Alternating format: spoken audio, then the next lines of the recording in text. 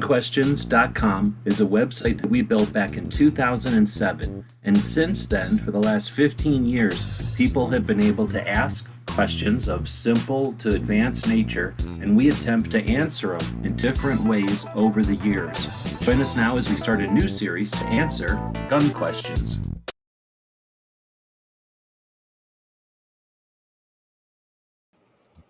So that was the wrong intro. Let's try a different one.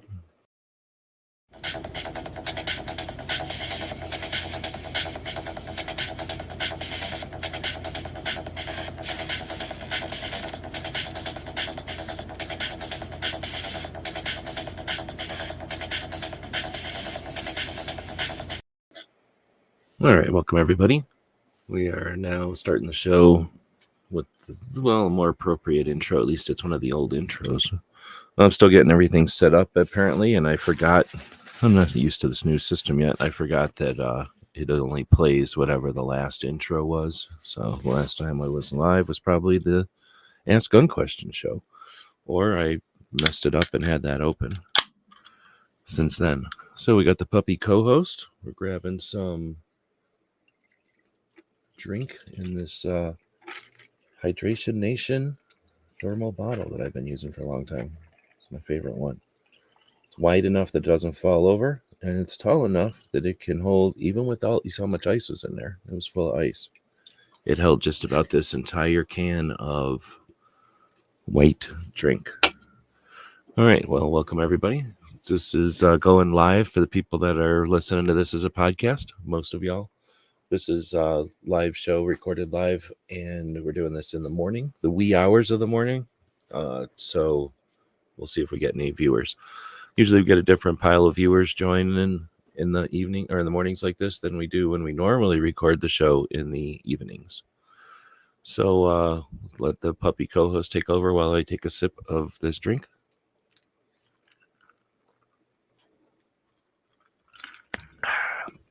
Very refreshing. I hope everyone is having a good day, morning, whenever it is you're listening to this. And let me move this thing out of the way. We're going to dig into the show, which is right here. We can move puppy co-host down here so everybody can monitor him. If you want to give puppy co-host a pat on the head, you can say, hey, puppy co-host or whatever. And in the comments, that'll interactively give puppy co-host a pat on the head like this. Or if you super chat, we put food biscuits into this end of him. So let's get into it. We're going to be talking about recent highlights in 2A. It's episodes 1865, season 10 of our podcast. We started doing the Friday synopsises of what's been going on in the Second Amendment a while back when we had to start abbreviating the show. Oh man, when was that? In like 2020, 21? So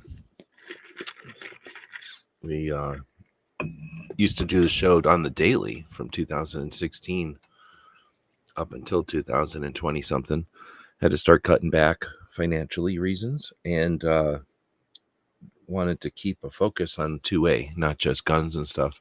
So we decided to start doing the weekly wrap up focused on the Second Amendment. Oh, and like I say, that had to be like 20 or 21. So it's been a number of years now, about half the span of the show, maybe, not quite. So let's talk about what we're going to talk about. We have our links here at the top. We'll talk about that in a bit. We've got the news. That's what we're here for. We've got the stuff that's talked about 2A this week. And we've got the typical gun stuff out there. We'll focus on some of that. Then we talk about some of the radio shows, if I can ever get to it. There we go, the radio show. Or I guess we get to the gun calendars and the military interviews. And then the radio shows, or did I not put radio shows in this week? I guess I forgot the radio shows. Oh, yeah, look, I forgot the radio shows this week. What happens? That's how you know it's not a robot, because I forgot stuff. We'll mention the radio shows then and some of the military podcasts that we listen to, military interview shows, and then we'll talk about some of the stuff that we did this week on our channels. All right, so feel free to say hey as you're joining. Little puppy co-host sneezes when nobody joins, so If you want to make the puppy co-host sneeze, you got to be quiet. If you want to say stuff, then he'll calm down. Be good. All right, so we do this show for a number of reasons. Like I say, we started doing this back in a couple years back now.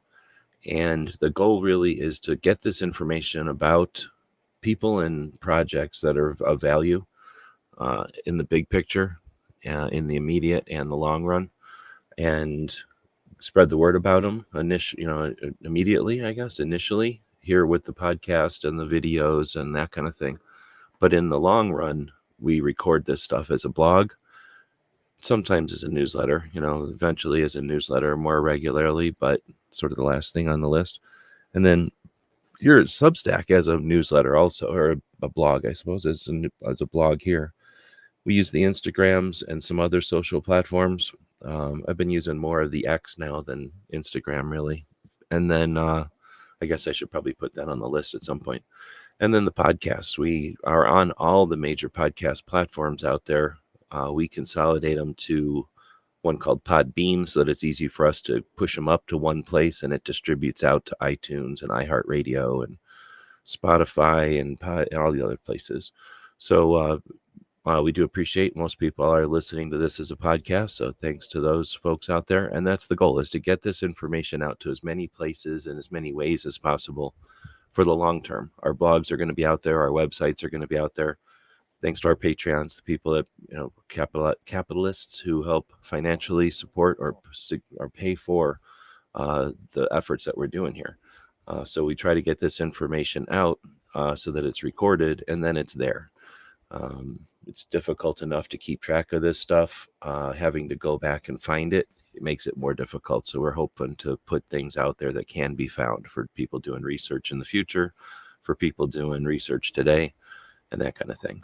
All right, so that's the goal of the show. And thanks to everybody who's here for it and participates. It is done live online. I value the interactive nature of the internet. I hope you do too. Take part of that. Be part of the show. We use the comments. We put them up on the screen. You're part of the show. And guess what? You can do that anytime you're online. You don't have to just wait for permission. I mean, we try to encourage it here, but you're allowed to do that anywhere on the internet. That's the whole point of the internet. So let's get into the news. I get most of this news each week from the NSSF newsletter that comes out on Friday mornings now. And it's pretty good, but it's not great. So I'm going to rag on it a little bit this week, but I do appreciate it. And they do a pretty good job of summarizing what I'm trying to do here as well. Summarize the news of the week. They just don't do it the best way, I think. But anyway, we'll go through growing diversity of gun owners nationwide was one of their first topics this week. And that was their whole newsletter. If we looked at it, would be a summary of news articles. And it's kind of what I'm doing, talking about what other people are talking about. So, where is it? This is that article, and it's talking about a Wall Street Journal article, but it's really talking about this column down here that's talking about the Wall Street Journal article. So we're talking about a newsletter that's talking about this article, that's talking about this article. That's kind of how things happen, right? So as I was reading this, interested to hear what they're saying about it and who's saying it about what.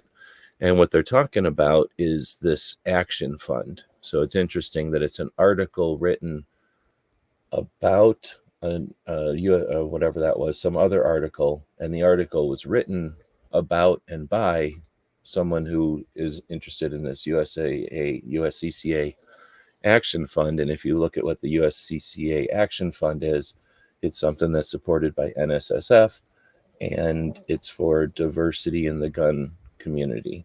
Well, all I saw in there as far as diversity was the USCCA Action Fund and the NSSF pointing at each other like that Spider-Man meme. So I don't know where the diversity is. They don't mention anything, and if it's just an effort to grab keyword searches off the internet, I'm here to call that shit out, because what the hell. So I don't know what the hell this is. Feel free to check it out and get back to me. But I call what the fuck on that. So next up is the guy, I guess he's a Democrat. He invited some people to watch him be an idiot in front of them. And he shot weird looking AR at steel plates that were they even, did anybody mention that they're even not rated for ARs? And then one of the ricochets, probably usually the copper jacket is what ricochets, because the lead kind of vaporizes, but the copper doesn't, and it has to go somewhere, so it'll usually bounce off. And if you're an idiot and you stand too close and you don't have your angles right, or you're not even paying attention to the angles that might happen, then somebody's going to get potentially hit with a piece of metal jacket, and it's like a weird lettuce-shaped piece of copper that's flying at really high speeds, really sharp on the edges. So it cut the reporter, or jabbed the reporter somehow. They usually make a pretty bloody mess when they chop or when they hit, because often, they're like a serrated blade, right? So pretty bloody, and definitely opportunity to make fun of the guy and to complain. But of course it was done with guns, and they can say, look how dangerous guns are. So, every time we have an opportunity to laugh and point, we have an opportunity to get wailed on by the other side as well. So it'd be cool if we came up with some way to react that helped us, some kind of judo move where we react in such a way in unity that confounds the other side and makes them go, dang, gun owners are super responsible and they didn't even fall for this bullshit. But I'm pretty sure we're just laughing at them. The next one is New York issued a permanent injunction against public housing gun ban. So that's good news. It's a plus for our side, and hopefully we'll use that again to leverage going forward. Montana Governor Greg Giafonte, I just showed you the newsletter. The way that the NSSF does this newsletter, I don't put these things in the same order that they do. I put them in the order I think they're important. So the newsletter's laid out where it talks about some news or national news. Well, actually, it does talk about news. Then it talks about national news. Then it'll talk about local news, state news, and then it'll talk about just general stuff. And one of their general things is usually a focus on a politician, and in this case, it's the governor of Montana. So I just thought that was interesting. They're mentioning how much of a pro-gun guy he is.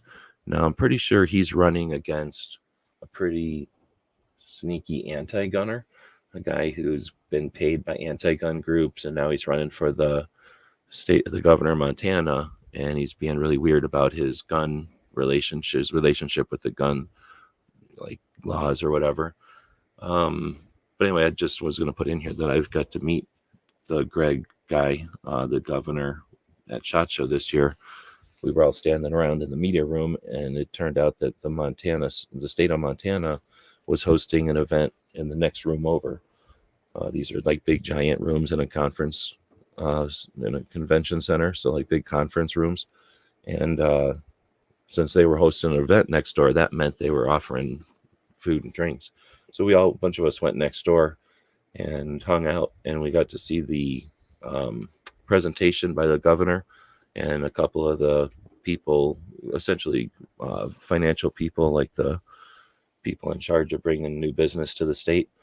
And it was I'm really impressed. It was really a lot of fun. A lot of people I know, a lot of people shook hands and made some agreements. And Montana was either involved, facilitated, or at least like made the place available, made that room available. So there was a bunch of people from Montana in there, and then a bunch of companies from Montana. And then they invited a bunch of media and other people in.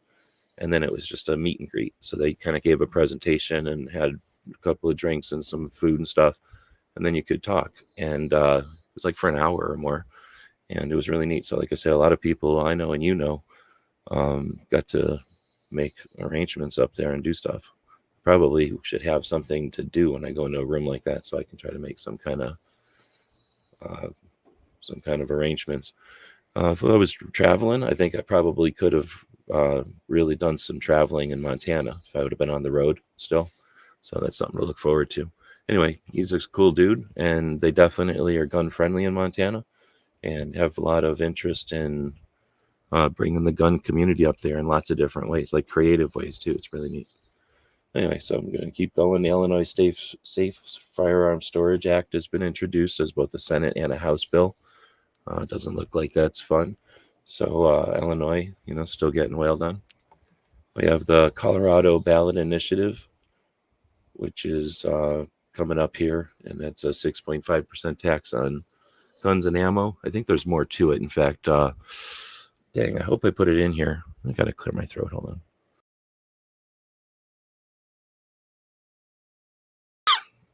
I need to come up with some videos to play so that that's more smooth. But I hope I put Melissa's video in here talking about Colorado's thing. I think maybe she did that last week, but Dragon Man's daughter did a really good rundown of the situation in Colorado for voters. Most states have someone who's interested in doing that each time around. And again, it'd be great if a national level organization, collected all those, made it possible, maybe even supported some of the people doing it, because most of those are completely grassroots. And they usually only last a year or two, or make, I guess, an election or two, depending on the pace of the election or the frequency of the election, I guess. So, yeah, it's frustrating. We don't get those on a regular basis very often. We used to get them from some of the national level organizations, but they can be pretty general. It's nice to get them from a local perspective and like local awareness. Then we get to Connecticut state attorneys have asserted that hunting rifles are not protected by the Second Amendment. And I don't know the consequences of that as much as they're sort of, I think one of their state attorneys was tasked by would it be the secretary? No, who is it called? The attorney general of the state. I think one of the state attorneys was tasked by the state attorney general of Connecticut to research something about their assault weapons ban. And in the research, they started to assert that since the Second Amendment protects arms for protection, that hunting rifles wouldn't be covered. And I guess they doubled down on that, or they suggested that's good to go. But I don't know what that means. I think NSSF even says, they're following this or they're watching this. So I don't know if it has any consequence yet, other than it's a new assertion, a new thing that the antis have come up with. Maybe, because I don't think I've heard that one before. And it also makes gun owners then say, no, hunting rifles are for self-protection. And then they can say, oh, see, hunting rifles aren't just for hunting. So it's sort of a weird chess game move, potentially. All right, then we get a Canadian one. Toronto Police Association tweeted that criminals did not get your message as a response to their President Trudeau, who posted something like, we'll always choose your safety over their guns, or something like that, to the gun community, or to Canada. And in other words, like, Canada's safety is more important than the gun owners' guns. And then Toronto Police Association replied to him, criminals did not get your message. And I guess that's a big deal, because his anti-gun stuff is pretty heinous, and it's good to see kind of public challenge to that type of BS. And like I say, I put a link to it this week because I always talk about it. I don't always put the link in here, but you can get the NSSF newsletters for free. You just go over there and join them. They don't really bother you or nothing. They just send them. And they have about 5 of them, depending on if you're into shooting sports or something else. I get the one from the, what's it called? The government relations. So it's essentially the politics one. And like I say, they offer a lot of info in it. I boil it down for sure and make it a couple of bullet points. Now, I often get some of the bullet points from things that are going on during the week. It just hasn't been a big week this week. Let me know if I'm missing anything. But the goal really is to put those bullet points at the top of whatever it is, the posts, the blogs and stuff, so that someone who is in a hurry just wants to check something out, they can. And those search engines, those spiders and stuff that search the internet and archive everything, have all these keywords and like points to use to categorize this, which basically links to all the people that are talking about this stuff, right? We were talking about this on Yankees chat. I think I forgot to put that one in here too. Maybe I did. But we did the, what's that called? Shooting left to center chat with Yankee this week. And this is something that I brought up back in 2016. It's when I became more aware of this. and I saw this meme or whatever out there, an infographic, I guess, and I tweaked it a little bit and I just reposted it today. But they want us to think, at least the perception is, that the country's divided half and half. Like half the people are Democrats, half the people are Republicans. Somewhere in there's this little portion of people that can't decide, those people who can't decide which is the obvious answer, left or right, red or blue, hot or cold, up or down, whatever the hell you want to divide people by. And in reality, it's more like half the people give a shit about that, and there's a couple of people that kind of give a shit about it, but most of the people are either oblivious, don't care. And this is eligible voters. This isn't like the children and the people that are out of it. This is of eligible voters. Only half of the people are paying attention to this stuff. Half the people are going to vote. So when they do this stuff at election time, it isn't really like, let's divide the country into two sides and throw stuff over the fence at each other. It's more like they're fighting for that giant chunk in the middle that doesn't give a shit, and they're doing everything they can to poke those people to get them up and running. So don't fall for that shit. It gets emotions going. It gets people divided. It gets everybody hyped up over BS, right? Like it's artificial, and they get to walk away with it without consequences. They can wipe their hands of it. It was something I had to do for marketing. It's something I had to do to pay the bills. And then they walk away. And the consequences are people are mad at each other. People won't talk to each other. And it's ridiculous. So eventually we'll get past this shit as hopefully people eliminate this stuff more and more. But don't fall for this bullshit that we're half and half, that it's half the country's one way or half the country's the other. In reality, half the country don't give a shit about this stuff. The people that do are just paying a lot of attention to usually single or focused media channels and not really letting out. Unapologetically Armed is out there. Welcome. Hope everything's going well in Missouri. Let's see. So there's only really a couple of things that happened 2A wise, and let me know if I'm missing anything. But I think one of the big things was the effort up in Massachusetts. They had almost 100,000, 95,000, what do they call them? Like up verified signatures, and all the effort that was necessary to get those not only collected in the right way and in a format that can be then sorted and delivered per county or whatever the way that they needed them to be done. So, not everybody lives or not everybody can sign in the county that they have to. So they accepted, signatures. The group that did this accepted signatures and then did the work of sorting them and delivering them appropriately to the state. Of course, this was done after their governor did a tyrannical usurpation of the process by creating a false emergency and pushing through their legislation that's unpaid for and unconstitutional. I should say unconstitutional and unpaid for, pushing it through before this ballot initiative could put a stay on the bill or the law. So it's still a process that we're, going to be paying attention to in Massachusetts. But, a bunch of people in the comments while this was happening live were saying, "Oh, what's the point? The governor already vetoed it." It's like, what are they supposed to do? Just throw away these? That's what they want us to do. Throw away all these signatures, go home and throw away our guns. It's ridiculous. Of course, you're going to follow through and you're going to file the petitions or submit the petitions or whatever. And they did it in a pretty respectful way, in a way that I think they did a good job of illustrating the effort, the amount of people that were involved. My co-host is snoring, so I'll whoop him if you want. If he's getting too loud, let me know. We can give him a whooping. But they did this in a way that, shows just how many people were involved and what a tremendous effort it was. And instead of, just a fizzle at the end, it was more of a fireworks display at the end. They did really well.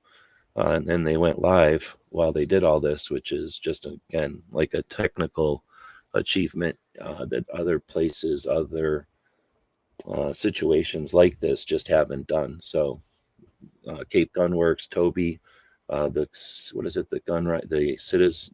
what is it called? The Committee for Civil Rights, which is the organization that was created to create this, or to facilitate this signature drive. Goal, the Gun Owners Action League of Massachusetts, all have done just an amazing effort here, and they've done it in a way that should be, what's the word? Like, it's leading the way. Like, Goal has been around since before I've been around, and I've been around since 1997 on the internet. 1997 is when I started playing around for real on the internet, started building websites and doing stuff. Goal was already there. There was only 2 people there when I got here. Well, I should say there was a couple of people here when I got here, but Goal was one of them, and they were kicking ass. They already had a website that made me have something to shoot for, and it was called, what was it called? And Georgia Carry. No, it was called 2A Georgia. I forget what it was called. I think it was called Georgia Carry. No, now it's called Georgia Carry. It's either called Georgia Carry now, or it was called Georgia Carry. But anyway, they were around as state level organizations, like getting stuff done. It wasn't until 2001 that the Arizona Citizens Defense League came around, so they couldn't even have had a web presence. And trust me, they didn't have a web presence. But anyway, this is amazing. It's leading the way, and hopefully will set the bar going forward for any other political effort that takes place at the grassroots level to be documented in such an excellent way, so that, exactly like what we're trying to do here, this work isn't forgotten. It can be accumulated, right? Like, it can be compounded as we go forward. Just like Susan was out here doing amazing individual efforts, but not letting it go unknown. She's posting it well. The Women for Gun Rights is doing a great job of all the ladies that are doing stuff, compounding their efforts. And that's what it's all about. The internet is interactive. We're able to, just like, we're able to work together, especially when we do it intentionally, and not just everything that comes along, but the things that are important. We push the highest. We do well to learn how to do that. So this is a great effort in all of that. Normally I would put Brooke Cheney's Suicide Prevention Saturday in here. For some reason I didn't, but let's mention that every week Brooke over in Connecticut does from a Great Start Shooting School, does her Suicide Prevention Saturday project, which is essentially helping to normalize the conversation about mental health, and of course suicide prevention, because 2 out of the 3 deaths with a firearm are from suicide. Those numbers are used against gun owners, and those numbers are people who've made that decision. There's a way to help people who are in that situation that has nothing to do with penalizing gun owners. And Brooke does an effort every Saturday to help normalize that conversation, or normalize those conversations, and then to keep it on the front burner and not stuck to the back burner, to give it to the other side, and to actually try to do something to proactively reduce that number, and obviously then reducing the amount of numbers that can be used against us. So bravo to Brooke. She does that each week, and her channel takes abuse for it.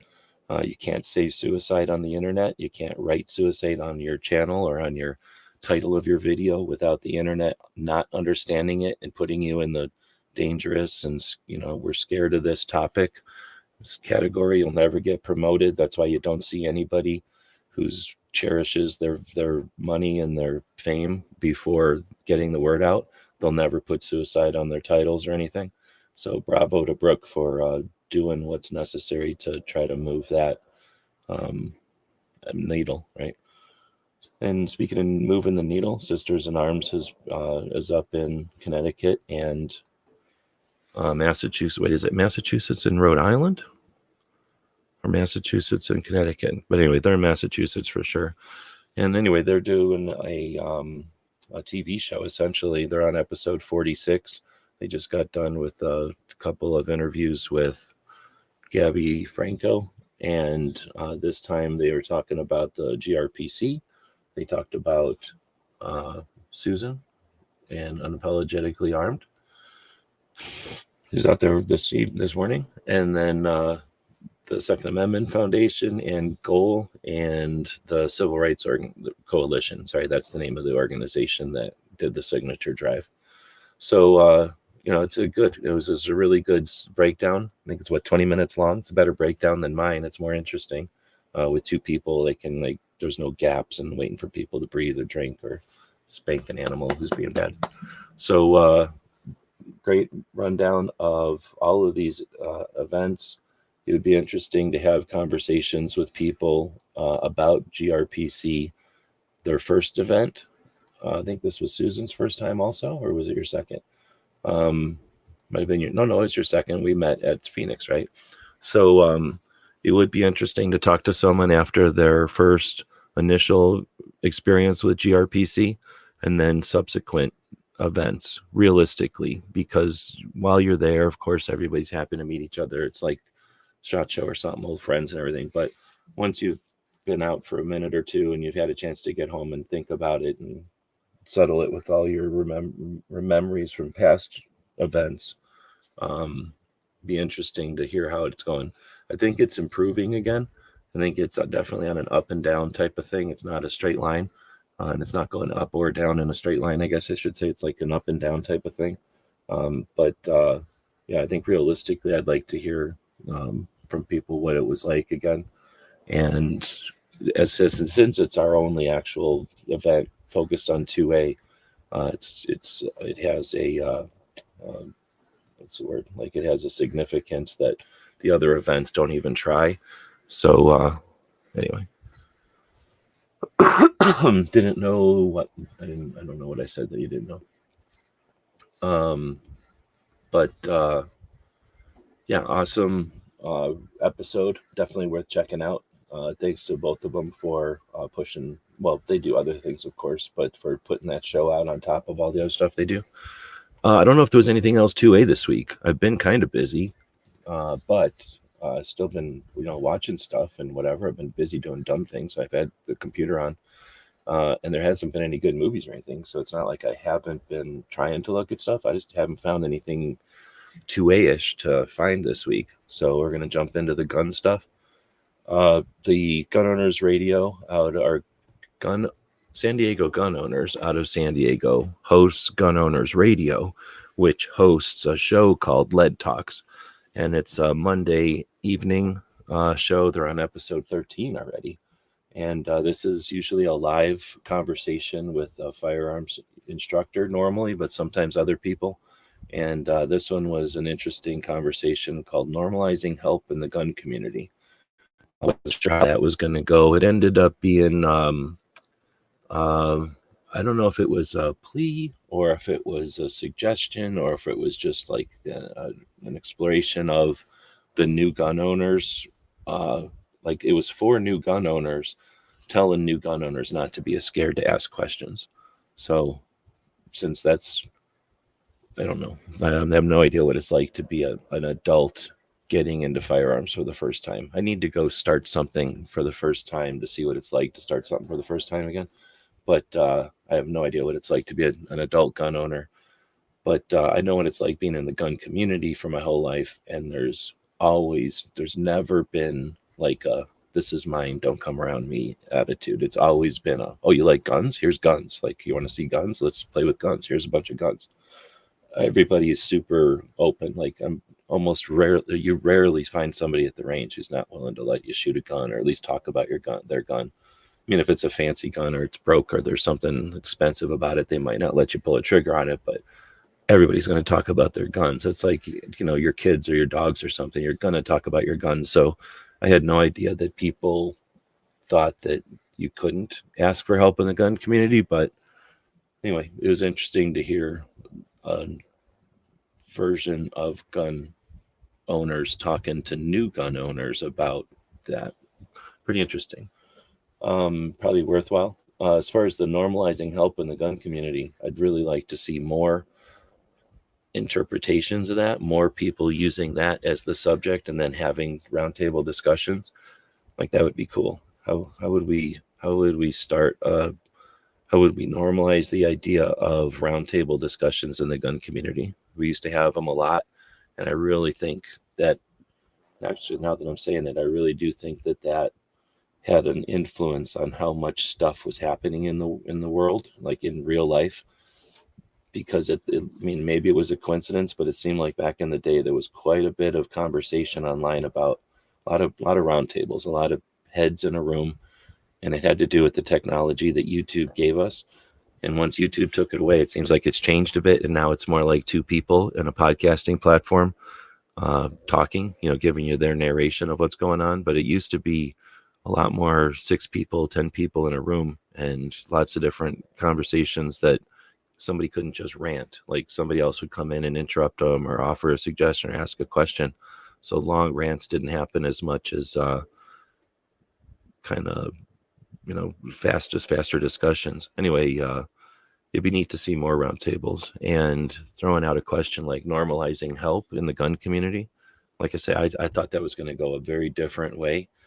And as I started to listen, I figured out the direction it was going. And I can remember thinking, I was sitting there thinking about like, oh, okay, I thought it was going to go in one direction. Now, wait, it's not going in that direction. Which direction is it going? And in the spectrum of things that I had to kind of go through before I figure out where it was going, made me think, oh man, this is a really cool topic. We could really apply this to a lot of aspects of the gun community. So anyway, hopefully you enjoy that one. This one was awesome. I don't know what you think about night vision, whether you like it or not, or whether you know anything about it or not. This might be a little long. You could listen to it on double speed because it's not necessarily an encyclopedia type of buyer's guide. It's not like just a situation report or a class on night vision. It's a conversation between two dudes, but they do kind of go back and forth, and I'm sure they repeat themselves.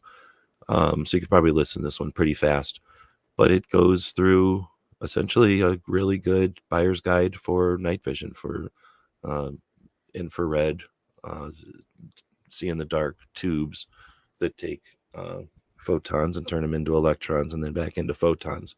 So they take our vision, what we see out there, enhance it electronically, and then push it back into our eyeballs, like looking through binoculars mostly.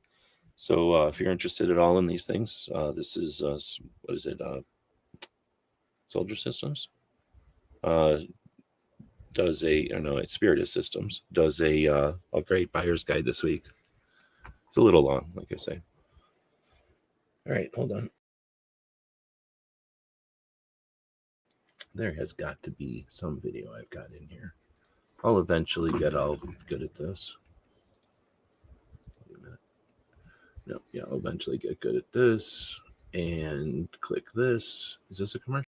GearWebsites.com is your source for firearms-based playing cards and books. We also have mugs, shirts, and posters with designs that we've made live. Of course, we have patches. Every Friday is Free Patch Friday. We appreciate your support. Thank you for shopping at GearWebsites.com. This one's more clunky for sure. And when I open up the thing for videos, can I just show you over here? When I open up this thing for videos, it shows me like 7,000 videos I don't need. And the only way I can close it is to scroll to the bottom of the 7,000 videos I don't need, and it only gives me 4 up here. So I'm complaining about technology isn't perfect yet.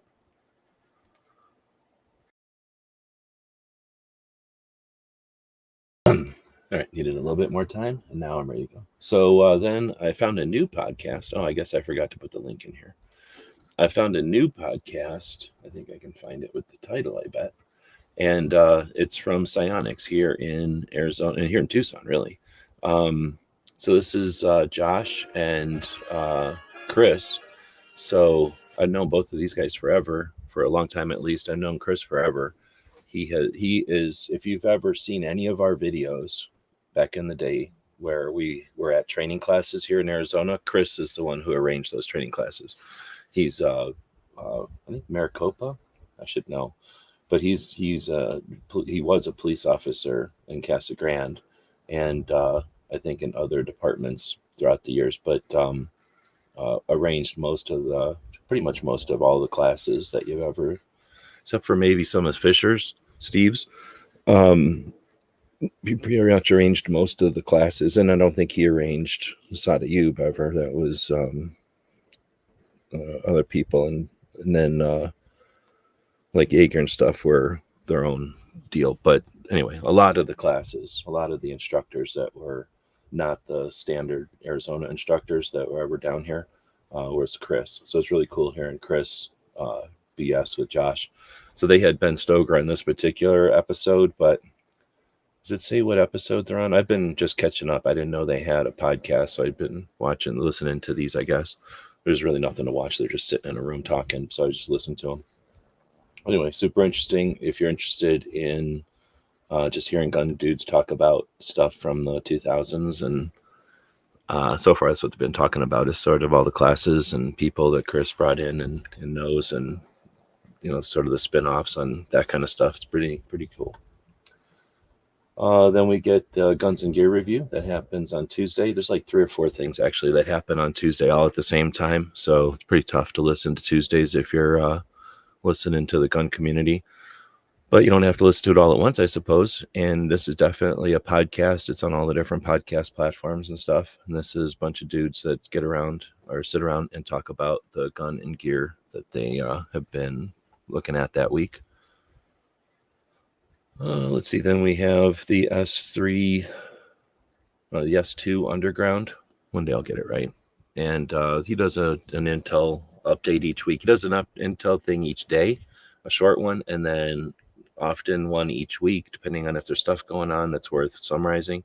And then he'll do videos every once in a while. So definitely worth a channel worth checking up on if you're interested in intelligence, the news of the day, and then radio operation. I don't know if I talked about it last week. Did I miss the one? He did a really good one. I think I just blew past it last week though, but I felt bad about it because he did a really good job of calling out the ham radio people. Ham radio is one of those things. It's sort of like the gun community. It's a necessary thing. It's super important. It's critical. And a bunch of people got their head up their asses because they think that because they're in such a critical, important sector that their fucking opinion matters more than everybody else or something.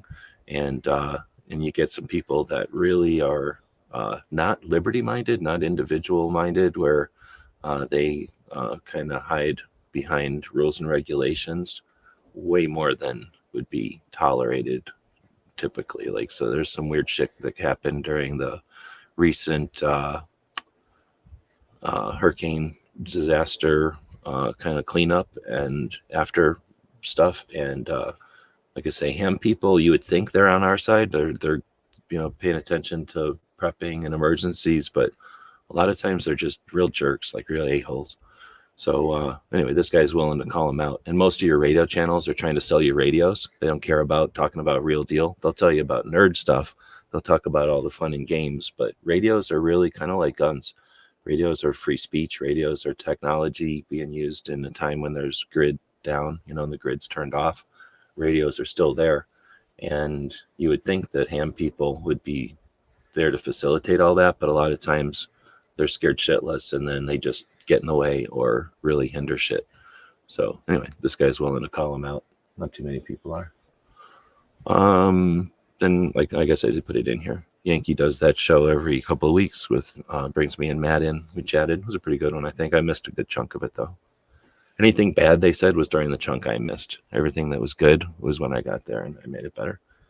I missed the radio shows this week, so we usually listen to, I don't know if Toby's still doing the Sunday show. It happens right during a thing I do on Sundays, so I always miss it. Usually every once in a while I catch it, and I tried to catch it the last couple of weeks, and he wasn't there. So I don't know if because of all the stuff going on in Massachusetts, he's just been on a weird schedule, or if he's not doing it. But normally he does a Sunday show that's an actual radio show. He goes to the radio station and streams from there.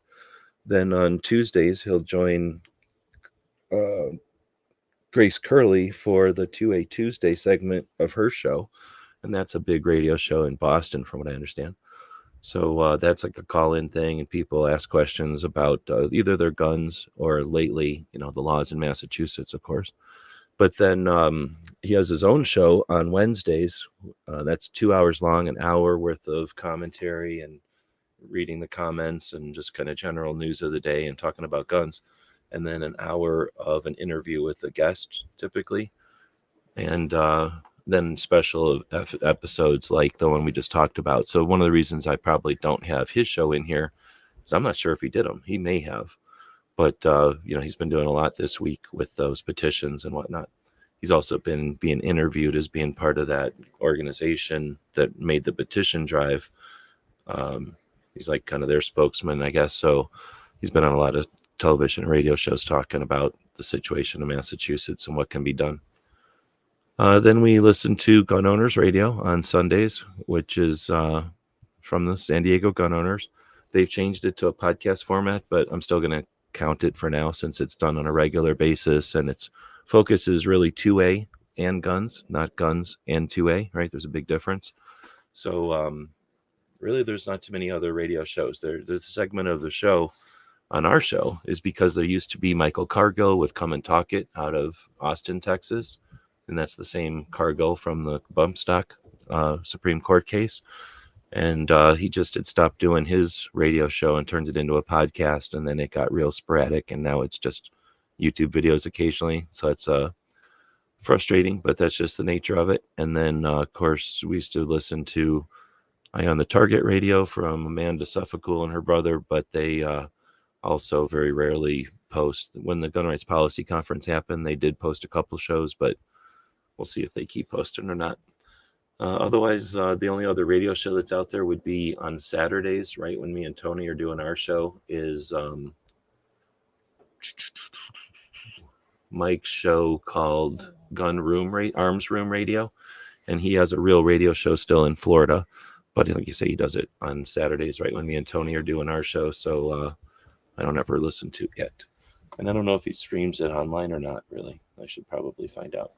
But anyway, that's their 2A radio shows that we would normally talk about and try to help promote because, being on multiple broadcast mediums is always a good idea. And then, the multiple voices, different opinions, always a good idea. Mike White's out there. Welcome. Good morning. I don't know if Mike White got to meet Susan, but they were both at the Gun Rights Policy Conference. There just recently. I don't know if I seen anything where you guys had said if you'd met or what, but two activists out there. Thank you for joining.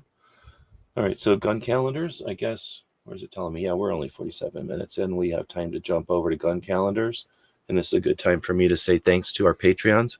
There used to be a scroll. I don't know if I can get a scroll. I'm not going to try to look for it while I'm live, but there used to be a scroll at the bottom of the screen on our last streaming software that would thank our Patreons, the people that make it possible for us to do what we do. I'm not independently wealthy. In fact, I got really deep into debt. I almost lost my house being a dumbass because I had made some money on YouTube back in the day. And, that changed for lots of reasons. And, I had some money. I was using credit cards and I was traveling and I figured, well, I'll make money. I used to make money on YouTube. I'll figure it out. And I never figured it out. And I lost, just sort of had way too much credit card debt. So I've had to take some time and get out of that debt. And I appreciate the Patreons. Without them, all this stuff would have fallen apart. They literally made it possible for me to get through all that and keep like dozens and dozens of websites online. And these websites don't have ads. I'm not harvesting emails. You don't see any brand names on them. We link to Second Amendment Foundation, Gun Owners America, and JPFO, and Arizona Citizens Defense League, I guess. But otherwise, it's just a couple of our projects and the information. There's lots of websites out there that we've made over the years. There's 3 servers that run them. And then there's the time it takes to update them. And all of that, ain't free. Like it takes some amount of time, a little bit of money. It's not like it's super costly endeavor here. But thanks to those Patreons, most of them are throwing in like a cup of coffee each month, like $5. Some of them are buying us lunch, like $25. And that adds up, and it pays for those 3 servers. It pays, it doesn't really pay for the domain names anymore, but it pays for the servers and it pays for a lot of the software and stuff that we use. Like there's a little tiny bit of software that runs the calendar and stuff like that. So, again, this is an effort of a lot of people. And when I jump over here, it gives me an opportunity to thank them again. I guess I should say at the bottom of all the websites, we say thank you to our Patreons too. And that's something that, it's a little something, but again, thanks for that. And then the Patreon is also one of our blog opportunities. So if you want to check out what we're doing here, just head over to Patreon and check it out. We have a whole bunch of free members over there, but those capitalists, those people who put their money where their mouth is and throw a couple of bucks at us, who subscribe to what we do. We literally wouldn't be here without them. So thank you for that. Okay, so we're looking at the calendar, and again, it's not here to sell you calendars or anything. It's just literally a calendar. We have some information about what do you call them? Rallies, events in the past, things that are coming up. It's just a way for people to keep track of what's going on. And so I guess starting with today, when we're recording this, it's technically the 26th of October. I should have done this show yesterday. And people that are listening as a podcast are probably going to be hearing this in like a week or something, or two even. But today, the October 26th, is the anniversary of the gunfight at the OK Corral. So if people have heard about that here in Arizona, it's a big deal. Tucson or Tombstone is about an hour from here. So I'm sure they're having a big deal today. They have a gunfight every day in their literally at the park and at the or at the corral, I guess. And then there's a second place where they do that in Tombstone. But I'll bet you today it's a real big deal. It's also the anniversary of Henry Derringer, the guy who gave the gun its name and invented the gun, I guess, back in 1786.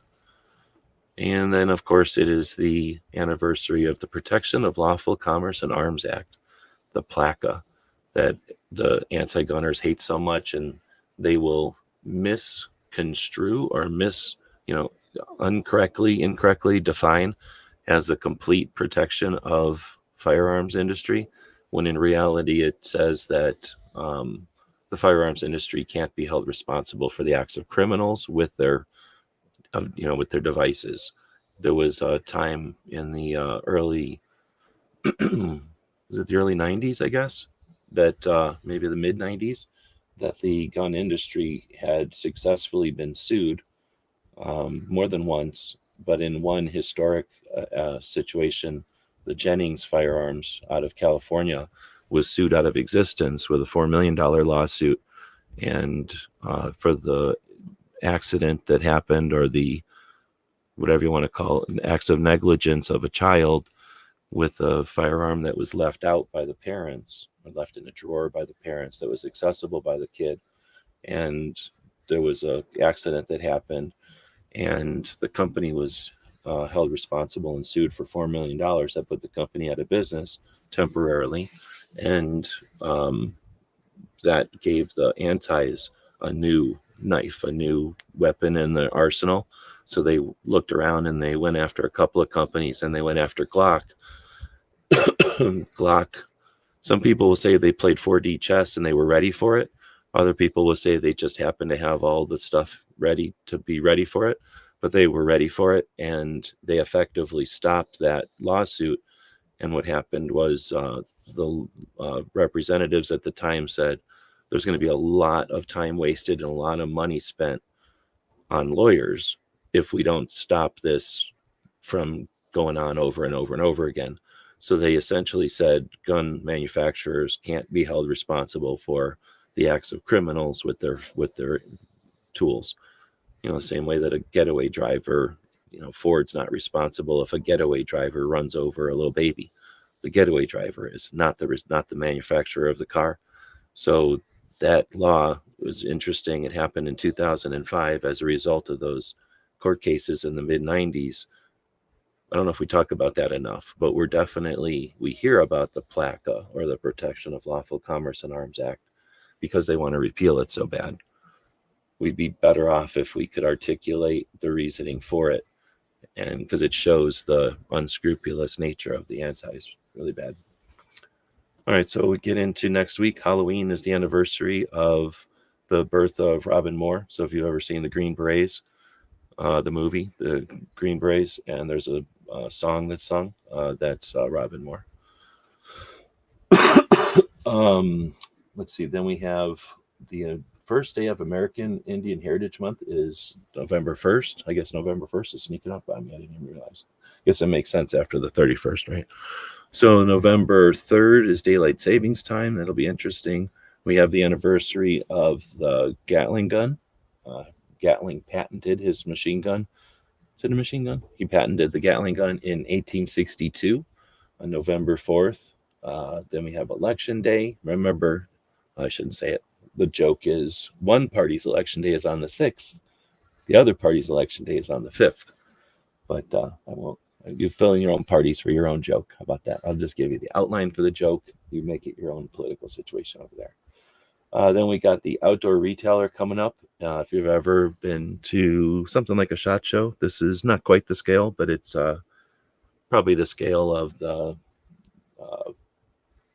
North American Sporting Goods Wholesaler Show. But this is a lot of people from SHOT Show that exhibit at SHOT Show will be at the outdoor retailer. And this is for sporting goods stores. So it'll have bicycles and kayaks and tents and that kind of stuff, but it'll have boots and it'll have pocket knives and it'll have all that stuff. So a bunch of the gear that's at SHOT Show, I already got the hiccups. A bunch of the gear that's at SHOT Show will be at this one. But it's in Salt Lake City, and Salt Lake City's pretty awesome. I haven't been there in the winter. Have I? No, I think I did. I did go there in the winter, didn't I? Because I remember seeing it all snowy. It's just that we flew up there, I think, in the winter. So we were driving a rental. But anyway, Salt Lake City's pretty cool. I don't know if you've been there before. And then Wanamaker is coming up on the 9th. Wanamaker is the largest gun show in the United States. It's probably the largest gun show in the world because of that. It is massive. Back in the day, a bunch of us used to all accumulate or gather at Wanamaker a couple of times a year. It's a massive, awesome time. Hopefully people are continuing to do that tradition, but we're just a blip in the radar of all the people that show up in Wanamaker. There's people that have literally been going there their whole lives. There's dynasties where people's grandkids have taken their tables and continue to be there. It's just massive and so cool in so many different ways. Plus, Tulsa is an awesome town to go visit. It's a great drive, no matter where you're going in the country. Driving towards the center of the country is fun.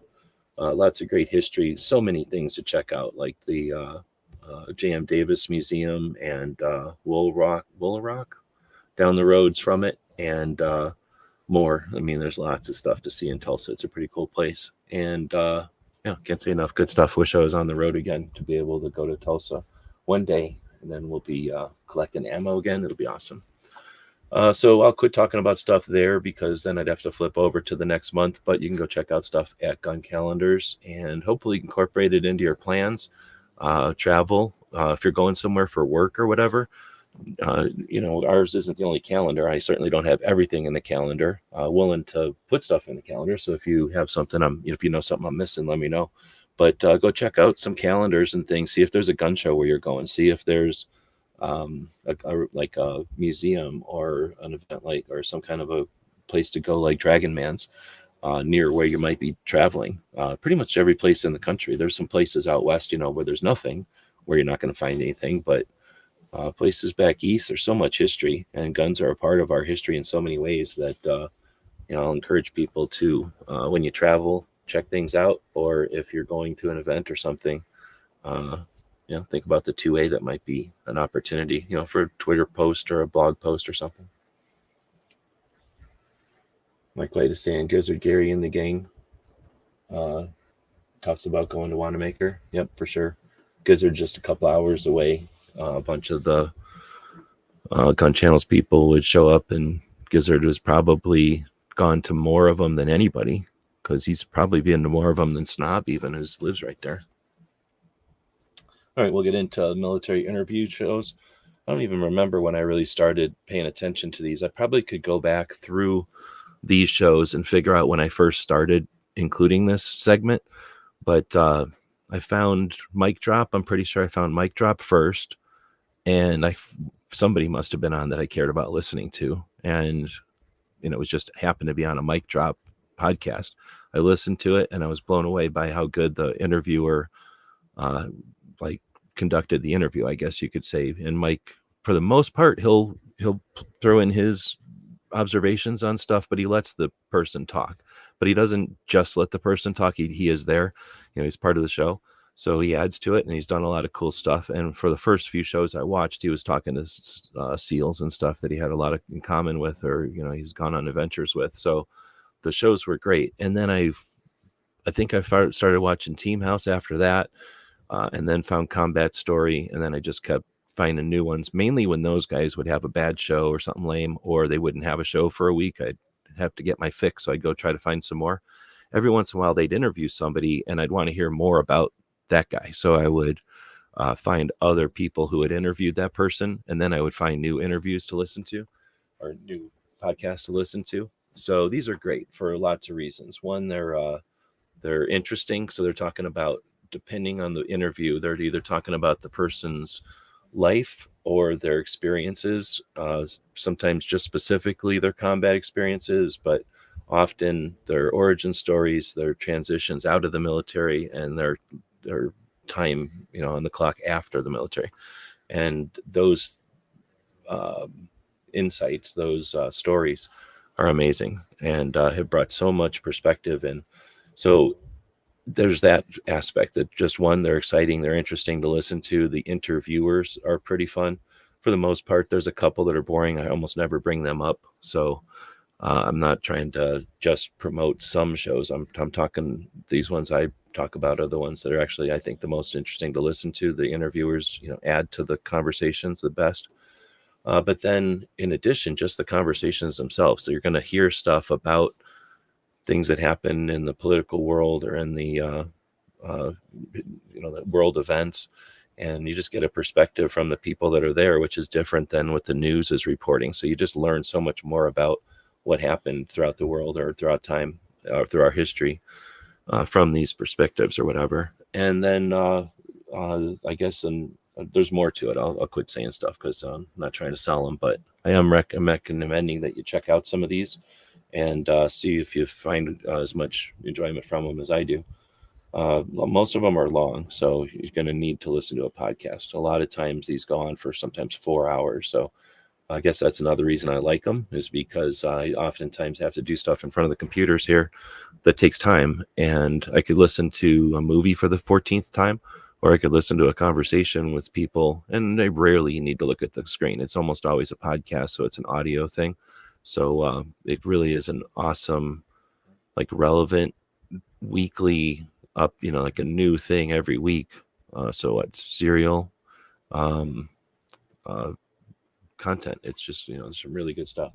So anyway, we'll get into it. The first one is Team House talking to this guy who's a sniper and an entrepreneur.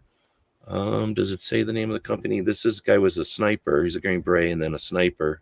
And he made a gun company, and I asked my friends about it, and they all know who it is. So made a gun company, and then after he made the gun company, he decided to make an airplane company, and he's now making a carbon fiber version of the Spitfire from scratch. So pretty interesting conversation and story of this guy. Then we have this conversation from Ironclad or Borderland. And it's just sort of a general conversation with this guy, Mike Baker. I think he's CIA or something, or he was CIA or something like that. And, he has a perspective. This was not one of my favorite episodes, but it's worth checking out, I guess. Then we have Change Agents. So Ironclad is the channel, and they have quite a few shows on that channel. One of them is called Change Agents. It's the SEAL guy. And I don't know, this one was an interesting one again. It's talking about cyber stuff and hacking and on the world scale. So yeah, it's interesting. It was also very short. These were 2 short ones this week. One of my other problems with Ironclad is their shows are so short. But I don't know, they're definitely less than an hour. They're usually somewhere like 40 minutes. There was probably more this week, but I only put those in there. And then we get to the stuff that we did this week. So we had a conversation with Tony again on Saturday, which is today. So we'll probably have another one here in a few hours, actually. But I think this was a pretty good one. I think we kept it to 2 hours, or was it 3 hours? We ended up BSing a little bit. I found a new trivia game. So we tried playing that on Sunday night, I think. And it was okay. I like the trivia in it, but I don't like the cards, the way that the answers are written. They're kind of a pain to do live. So give me some feedback. I kind of like doing the 90s, 80s trivia. It was like movies, TV, sports, pop culture, and something else. And so it was pretty easy for everybody, I think, and kind of fun. Well, maybe not for kids, but for people that are old, it was kind of fun. But again, give me some feedback. We'll keep doing that or not. And then since it's Halloween, I grabbed a bunch of stuff that I've collected from doing videos and just stuff that was getting ready to go. So we've been selling stuff from the Halloween piles. If you're interested in any Halloween stuff, check us out. We'll probably go live here again this afternoon over on the Whatnot. Whatnot is kind of like YouTube and eBay mixed together. So check out our links and you can find our Whatnot. It's just gear websites. And then if you're interested in stuff, we start everything at $1 and it gets sold and you get it quick because we send everything the day that it sells. So anyway, we're getting rid of a bunch of stuff. And in this case, we're getting rid of a bunch of Halloween stuff, a bunch of costumes and masks and wigs and I guess some accessories and things too.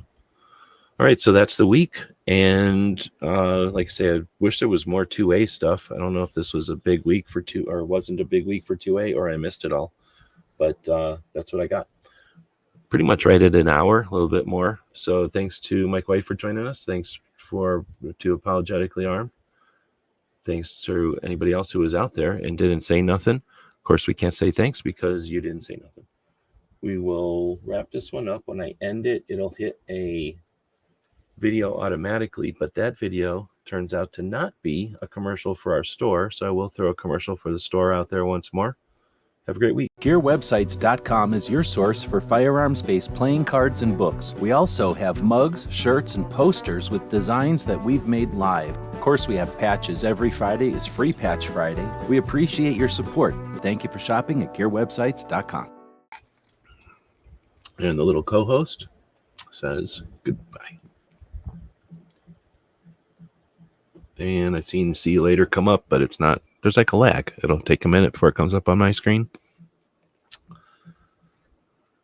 And Mike White says, see you later. Have a good one. Let's push that up over the top of the comment. There you go, puppy. There you go, puppy.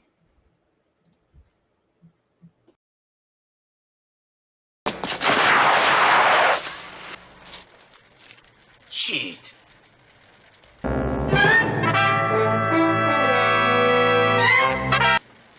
Ninja? Ninja! Ninja!